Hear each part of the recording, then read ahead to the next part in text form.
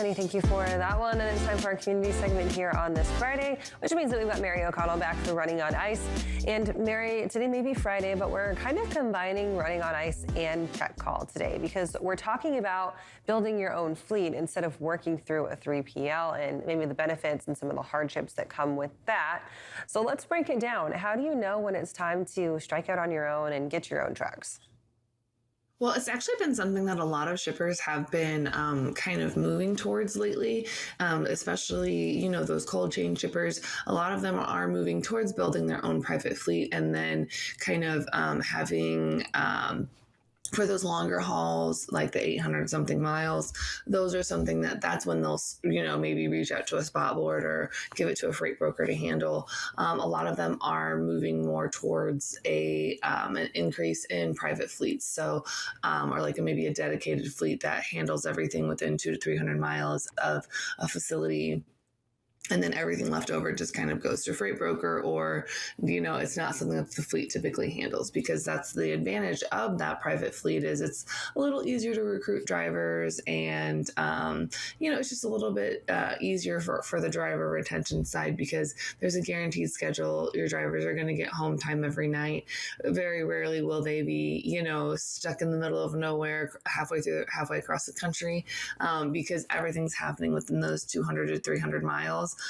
Which you can easily make day trips and come back and forth. So there's actually a huge rise in that. So it's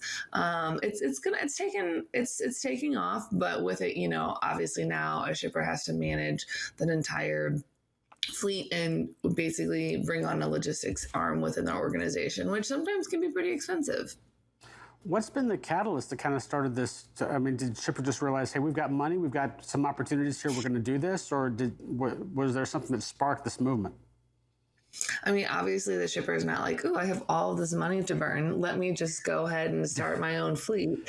No, a lot of it is, they have a lot more control over the visibility within their supply chain. So every time you hand off to another partner, you potentially, lose some of that visibility, lose some of that control. So especially in the world of cold chain, you need to have that visibility. You need to know where your things are. You need to kind of have that extra little touch with your product because it's typically something that's very time sensitive, something that could spoil and something that could be potentially be life threatening to somebody. So it's not something that is really to be messed with, which is why a lot of shippers are kind of bringing that back in house and bringing that control and that visibility back into their supply chain. Not that 3PL and freight broker partners aren't capable of it. It's just some shippers want that back. So it's really just kind of about keeping up with that, with the service they've come to expect, a lot more stability in rates and transportation costs, and then also the maintaining that visibility throughout their supply chain and that quality control. Obviously, the decision to start your own fleet comes with a high cost, and that cost is more than just the assets, more than just the trucks and the trailers. It's more than just the drivers. It's also the liability that you take on when you decide to assume some of this yourself. How does the shipper go about doing that? And are there specific rules and regulations they have to follow if they look to invest in a fleet and then have to invest in insurance, have to invest in MC number, things like that?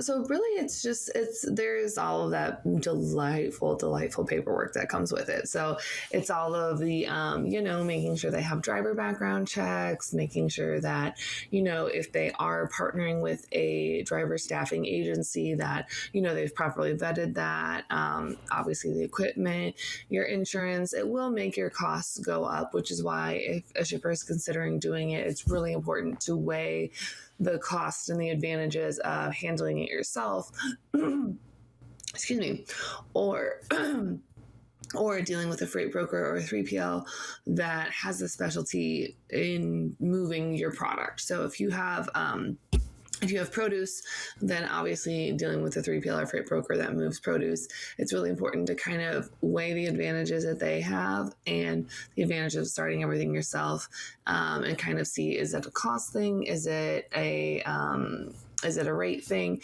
Just kind of break it down where, which one is most advantageous and is it still helpful for me to build my own, or is there a good partner out there I feel like I can trust to get this done correctly? Is there also a cost in terms of getting the human infrastructure that's more or less necessary at brokerages in terms of optimizing routes or making sure that things are going along the right way to get there, and especially given what you're carrying, obviously, as you mentioned, making sure everything stays within temperature guidelines and you don't have or dealing with breakdowns, that sort of thing. Do you need that kind of support there as well? Is that another investment to consider?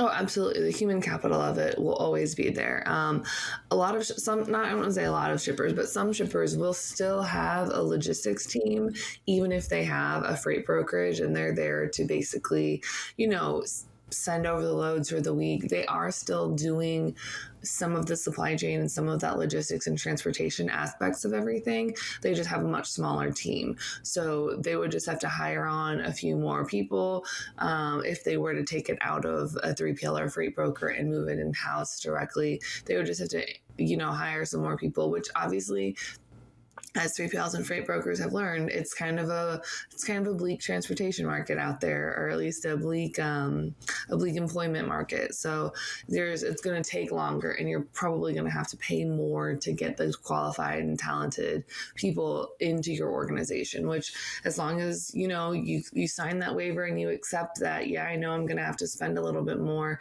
It really just kind of comes down to the service and that control of visibility and the product control that a shipper wants to have.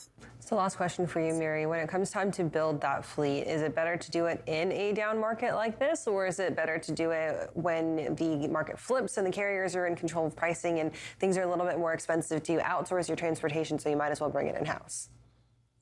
I would definitely say, compared to, what was it, 2 years ago, when we saw used truck prices equal the same as brand new truck prices, I would definitely say, if you're going to go out there and buy a bunch of equipment and, kind of start your own fleet, this would be a better time to do that than a couple of years ago when prices were insanely high and now people are kind of upside down on some of their equipment. I would definitely say that this is a better time to do it. It's not going to be any time you choose is not going to be an easy time, but I would definitely say that this is a better time, and you might have a little bit easier of a time recruiting drivers now if you have stable freight and you kind of can guarantee hours and basically if you can answer a lot of the problems that drivers have, you have a pretty good time recruiting them.